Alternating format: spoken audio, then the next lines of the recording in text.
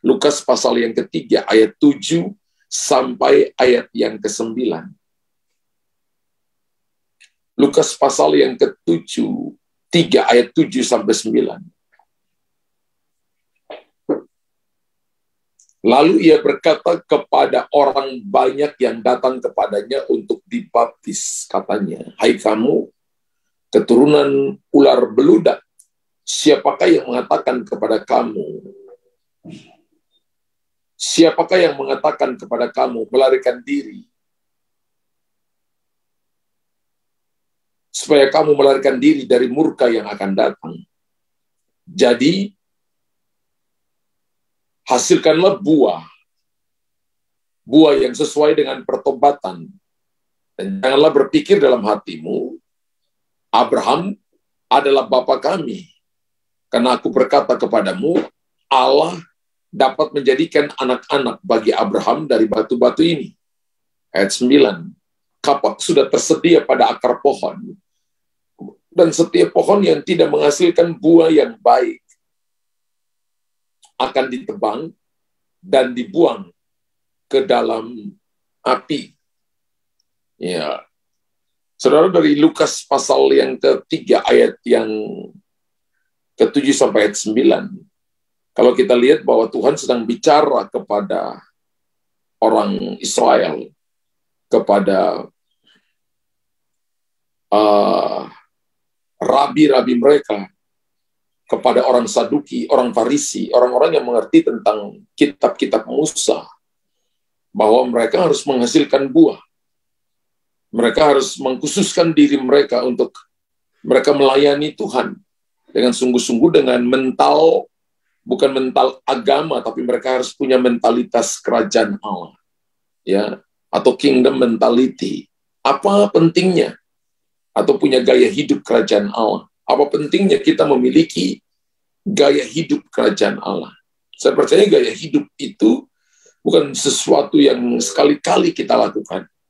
Tapi gaya hidup itu adalah sebuah gaya hidup di mana orang bisa mencontohi kehidupan kita. Melihat bahwa Tuhan menyertai kita. Konsistensi hidup kita akan mempengaruhi satu kota, satu bangsa, terutama keluarga dan komunitas kita. Identitas dari seseorang itu tercermin daripada gaya hidupnya. Benar Bapak Ibu ya? Dan seseorang bisa dikatakan ia rajin jika ia memiliki gaya hidup yang rajin, misalnya seperti itu. Tadi saya katakan identitas dari seseorang itu tercermin dari gaya hidupnya. Kalau dia rajin, maka ia memiliki gaya hidup yang rajin. Sama sebaliknya, kalau seseorang malas, maka ia pasti memiliki gaya hidup yang malas. Maka gaya hidup saudara itu mental, saudara itu mental, dan mental ini kita nggak bisa kamuflase, Bapak Ibu, ya, nggak bisa kamuflase dengan perkataan, nggak bisa kamuflase dengan apapun, karena itu bisa dilihat oleh orang lain. Sama juga dengan sebuah negara, itu tercermin dari gaya hidup rakyatnya. Ya, kalau kita misalnya ambil sebuah negara, misalnya negara maju, kita bisa lihat apa yang terlintas di benak kita. Pasti negaranya bersih, negaranya teratur, negaranya sangat efisien. Misalnya ada negara yang kalau kita perhatikan, mereka memiliki gaya hidup masyarakat itu yang kalau mereka berjalan kaki, mereka berjalan dengan sangat cepat, dan mereka tidak mau menghabiskan waktu dengan baik. Ya, kalau Bapak Ibu pergi, ada negara tetangga kita, kalau naik saja lift, kalau mereka naik lift, mereka nggak pernah tutup lift. Kalau mereka naik duluan, mereka nggak pernah tutup jalan untuk orang lewati. Mereka ambil posisi paling kiri, berdiri posisi paling kiri, sehingga posisi sudut kanan itu bisa dilewati orang dengan jalan begitu cepat. Ya. Karena mereka punya gaya hidup pemikiran bahwa mereka tidak mau membuang-buang waktu di jalan, mereka mau berjalan dengan sangat cepat dan tidak mau menghabiskan waktu. Segala sesuatu dikerjakan secara mandiri. Mereka memiliki mental dan disiplin yang tinggi. Bukan hanya mereka berkoar-koar di mulut mereka, tapi ditunjukkan dalam sebuah mentalitas dan gaya hidup. Jadi kalau berbicara soal identitas, selalu terkait erat dengan gaya hidup. Kalau kita bicara tentang kita punya pola pikir kita, maka harus ditunjukkan dalam gaya hidup. Makanya tadi saya katakan kalau gaya hidupnya kita adalah orang yang rajin, maka kita punya gaya hidup yang rajin. Seseorang bisa dikatakan seorang yang rajin jika ia memiliki gaya hidup yang rajin. Kita nggak punya cuma konsep berkata-kata tentang ilmu, tentang rajin itu seperti apa. Tapi kita nggak bisa tunjukkan dalam gaya hidup itu. Sama juga dengan seorang pemalas. Maka ia akan memiliki gaya hidup yang malas. Ya, segala sesuatu dikerjakan, kalau kita kerjakan secara mandiri, kalau kita percaya bahwa Tuhan menyertai kita, maka kita punya mentality atau kingdom mentality, mentalitas kerajaan Allah. Demikian juga dengan identitas kekristenan. Ketika kita menerima Yesus sebagai Tuhan dan Juru Selamat dalam hidup kita, maka kita telah menyatakan bahwa Dialah Tuhan, bahwa Dialah Raja atas seluruh hidup kita. Ketika Bapak Ibu dan saya dalam Roma pasal yang ke-10 ayat 9 dan 10, ketika kita menerima Yesus sebagai Tuhan dan Raja atas hidup kita, maka nama kita tuh terdaftar dalam kantor, saya sebut itu kantor imigrasi kerajaan Allah. Ya. Kantor imigrasi kerajaan Allah dalam Yohanes pasal 5 ayat yang keempat, Alkitab berkata begini, sesungguhnya barang siapa mendengarkan perkataanku dan percaya kepada Dia yang mengutus aku, ia mempunyai hidup yang kekal dan tidak turut dihukum. Sebab ia sudah pindah dari dalam maut ke dalam hidup. Yohanes 5 ayat yang ke-24. Ketika kita terima Yesus sebagai Tuhan dan Juru Selamat, mengaku dengan mulut, percaya dalam hati. Lalu Yohanes pasal 5 ayat 24 berkata, ya, aku berkata kepadamu, sesungguhnya barang siapa mendengarkan perkataanku dan percaya kepada Dia yang mengutus aku, ia mempunyai hidup yang kekal dan tidak turut dihukum. Sebab ia sudah pindah dari dalam maut ke dalam hidup. Jadi nama kita langsung terdaftar dalam kantor imigrasi kerajaan Allah. Ketika Bapak Ibu dan saya menerima Yesus sebagai Tuhan dan Raja. Dan Wahyu pasal 20 ayat 12 berkata begini. Dan aku melihat orang-orang mati, besar dan kecil, berdiri di depan takhta itu. Lalu dibuka semua kitab dan dibuka juga sebuah kitab lain, yaitu kitab kehidupan.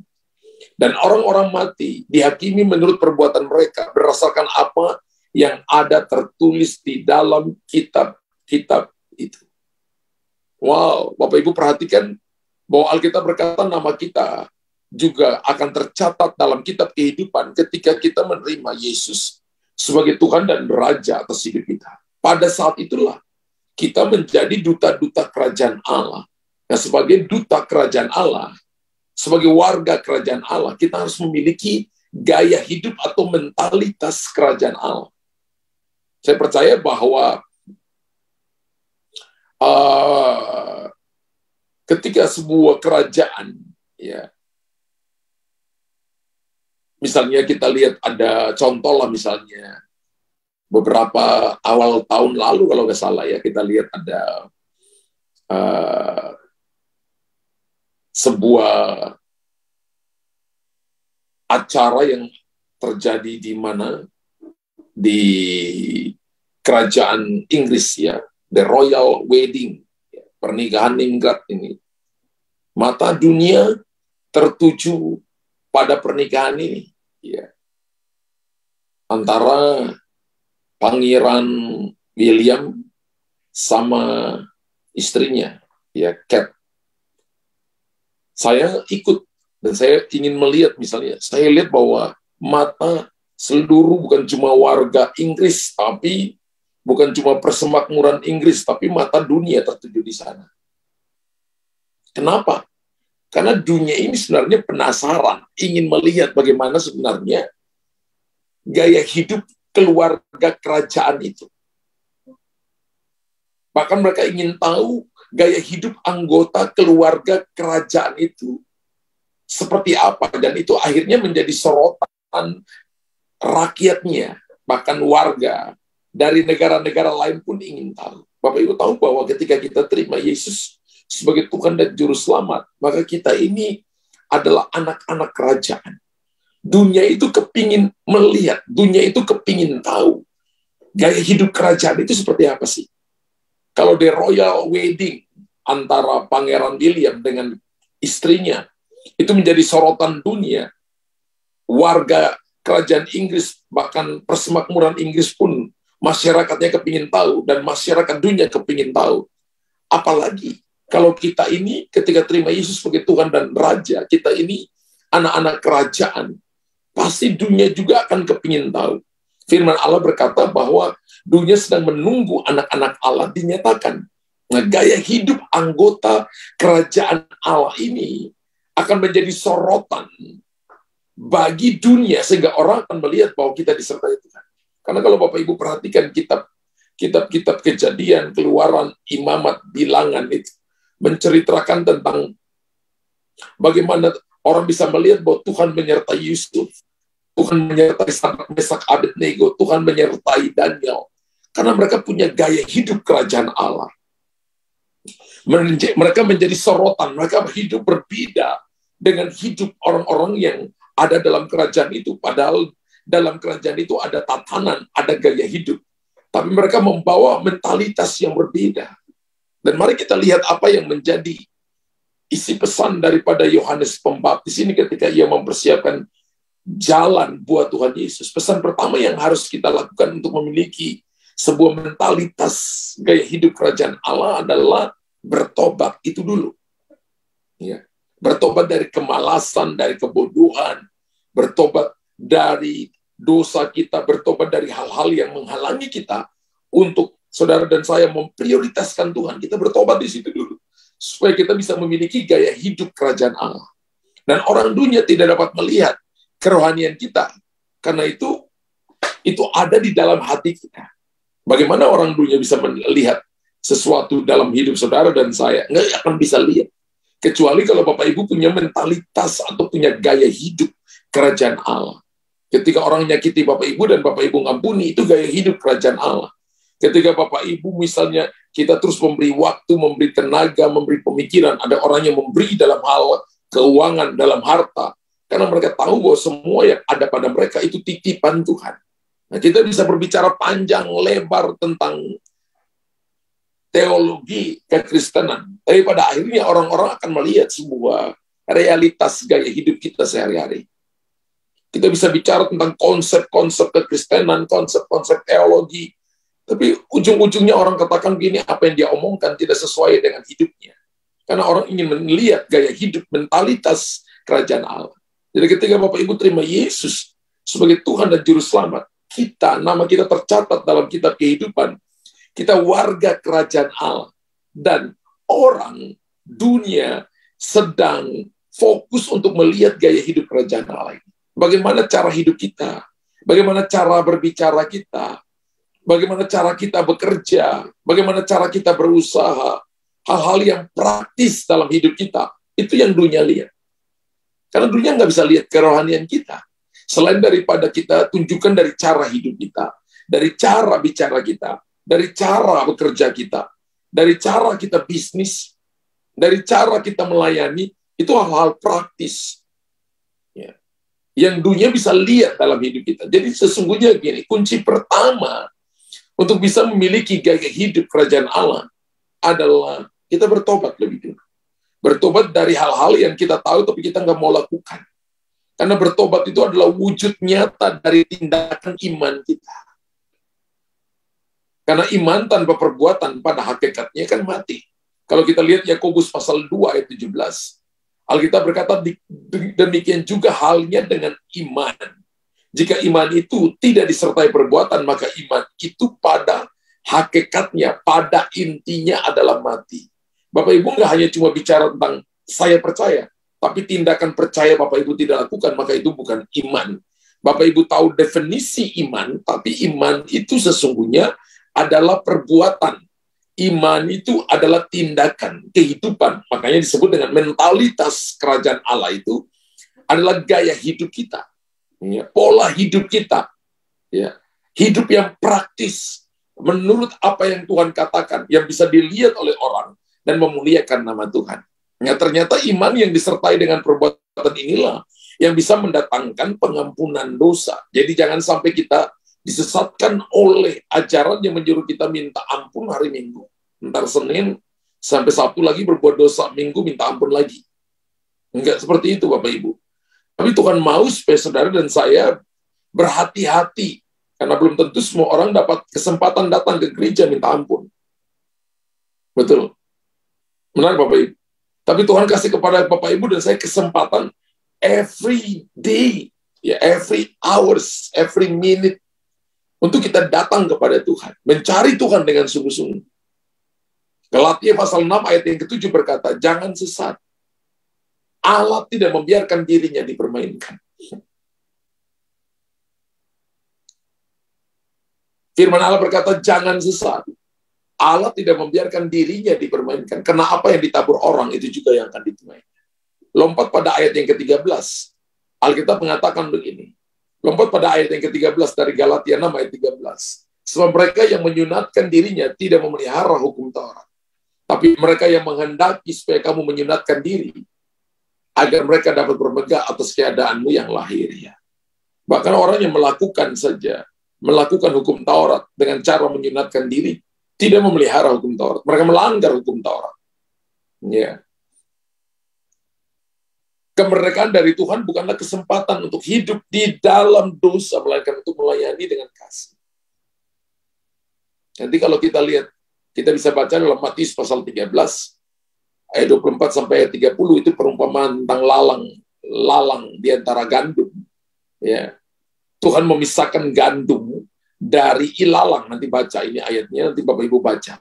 Ya, orang yang sungguh-sungguh hidup dalam pertobatan, maka kita bisa melihat perbedaan antara orang fasik dan orang benar. Ada mentalitas kerajaan Allah yang mereka bawa, saudara. Kita boleh sama-sama. Kita boleh kerja sama-sama. Kita boleh melayani sama-sama. Tapi belum tentu mentalitasnya sama. Dan Tuhan mau kita harus punya mentalitas kerajaan. Orang-orang yang sungguh-sungguh hidup dalam pertobatan akan dipisahkan dengan mereka yang tidak sungguh-sungguh bertobat. Galatia pasal 6 ayat yang ke-7 tadi, jangan sesat, Allah tidak membiarkan diri dipermainkan. Karena apa yang ditabur oleh orang itu juga yang akan dituainya. Haleluya. Amin. Tadi dari Lukas pasal yang ke-3, ayat yang 7 sampai ayat yang ke-9, Bapak Ibu dan saya perhatikan di situ bahwa Tuhan sedang bicara kepada kita. Tuhan sedang bicara kepada kita bahwa orang Saduki, ya, ayat yang tadi kita baca, ya, hasilkanlah buah sesuai, ayat yang ke-8. Hasilkanlah buah sesuai dengan pertobatan. Dan janganlah berpikir dalam hatimu, Abraham adalah bapa kami, karena aku berkata kepadamu, Allah dapat menjadikan anak-anak bagi Abraham dari batu-batu ini. Kapak sudah tersedia pada akar pohon. Dan setiap pohon yang tidak menghasilkan buah yang baik akan ditebang dan dibuang dalam api. Ini merupakan teguran untuk menjadi standar atau tolak ukur betapa pentingnya saudara dan saya harus punya mentalitas kerajaan Allah.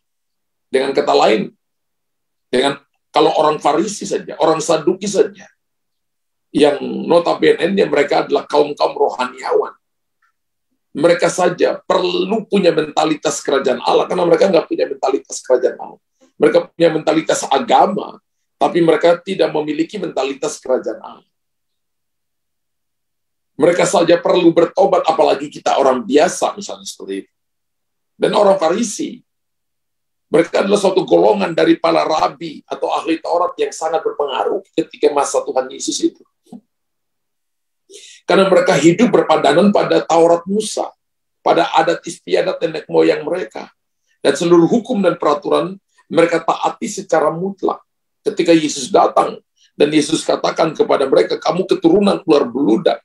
Siapa yang mengatakan kepada kamu, supaya kamu melarikan diri dari murka yang akan datang. Bayangkan, saudara. Yesus datang dan Yesus mengobak-abik apa yang mereka lakukan itu, karena mereka tidak memiliki mentalitas kerajaan Allah. Bapak Ibu coba perhatikan, Bahwa semua yang kita lakukan, kalau sampai itu tidak membangun mentalitas kerajaan Allah, maka itu perlu dibongkar. Dan orang Saduki adalah pemimpin orang Yahudi, yang sebagian besar mereka adalah keturunan-keturunan imam, terdiri dari imam-imam. Itu orang Saduki. Mereka mendasarkan pengajarannya kepada kelima kitab Musa dan menolak segala adat istiadat yang ditambahkan kemudian. Ketika Yesus datang memberitakan Injil Kerajaan Allah, supaya mereka memiliki mentalitas Kerajaan Allah, orang Saduki yang pertama kali menolaknya. Karena mereka adalah para imam yang melakukan 5 kitab Musa, melakukan segala adat istiadat, dan mereka menolak semua yang ditambahkan kemudian. Mereka tidak percaya kepada kebangkitan dan adanya malaikat, mereka nggak percaya. Orang Saduki terhadap kebudayaan Yunani, golongan ini sangat terbuka. Ya, orang Yahudi biasanya terlalu terlalu percaya diri. Mereka selalu menyombongkan status atau silsilah mereka. Mereka adalah keturunan Bapak Abraham. Saya waktu ke Israel itu lihat anak-anak mereka itu lucu ya. Ya, kita waktu pergi, ketika kita sampai di Yerusalem itu lihat anak-anaknya lucu. Ketika kita mau sentuh mereka, mau pegang tangan mereka saja, sentuh tangan mereka, itu ditarik sama ibu mereka, ditarik sama orang tua mereka. Ya. Mereka tidak mau bergaul dengan bangsa-bangsa lain. Karena mereka menyombongkan status atau silsilah mereka, bahwa mereka adalah keturunan Bapak Abraham. Nah, karena dengan alasan ini, mereka merasa bahwa Tuhan itu pilih kasih, lebih memanjakan mereka. Makanya Yesus datang dan Yesus berkata kepada mereka, dalam Lukas pasal yang ketiga tadi, ayat yang ke-7 sampai ayat yang ke-9, saudara perhatikan di situ bahwa Tuhan berkata bahwa Tuhan sanggup menjadikan anak-anak dari batu-batu ini.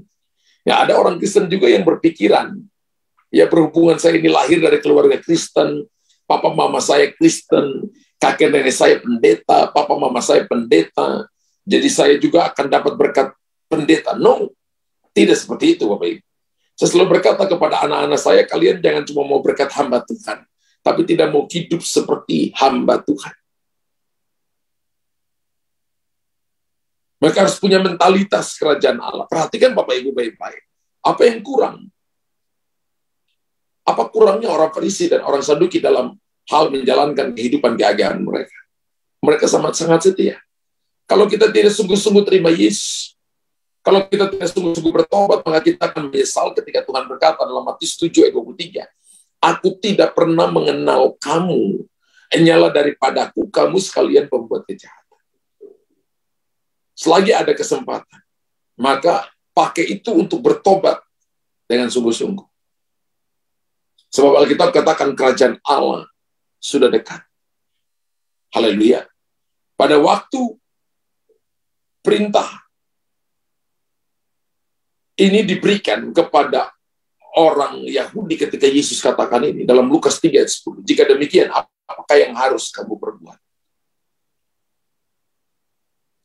Mentalitas kerajaan Allah tadi saya jelaskan bahwa Bapak Ibu harus punya tindakan, punya sikap, bukan hanya teori, Bapak Ibu, bukan hanya ngomong, tapi orang harus lihat bukti dari apa yang kita kerjakan. Sama kalau Bapak Ibu di kantor, Bapak Ibu kerja, kan kita nggak cuma digaji misalnya hanya untuk omong, tapi orang harus melihat tanggung jawab dalam laporan setiap bulan apa yang Bapak Ibu laporkan, kan itu harus dilihat. Kerja kita harus jadi contoh, waktu masuk kerja, masuk kantor, waktu keluar kita disiplin, karena ada aturan dalam setiap tempat pekerjaan kita dengan aturan berbeda. Kerajaan Allah juga punya aturan. Lukas 3 ayat 10 berkata, jika demikian apa yang harus kami perbuat? Orang banyak bertanya kepada Tuhan Yesus, jika demikian apa yang harus kami perbuat? Tuhan Yesus jawab, yang pertama itu, dalam Lukas 3 ayat ke-11. Yang pertama itu saya sebut dengan mempraktekkan kasih. Barang siapa mempunyai 2 helai baju. Jawabnya, barang siapa mempunyai 2 helai baju, hendaklah ia membaginya dengan yang tidak mempunyai. Dan barang siapa mempunyai makanan, hendaklah ia berbuat juga demikian. Kalau kita paralelkan ayat ini dengan Yakobus pasal 2, ayat 14 sampai ayat yang ke-17, apakah gunanya, saudara-saudaraku, jika seorang mengatakan bahwa ia mempunyai iman, padahal ia tidak mempunyai perbuatan, dapatkah iman itu menyelamatkan dia? Jika seorang saudara atau saudari tidak mempunyai pakaian dan kekurangan makanan sehari-hari, dan seorang di antara kamu berkata, selamat jalan, kenakanlah kain panas dan makanlah sampai kenyang, tapi ia tidak memberikan kepadanya apa yang perlu bagi tubuhnya, apakah gunanya itu? Demikian juga halnya dengan iman. Jika iman itu tidak disertai perbuatan, maka iman itu pada hakikatnya adalah mati.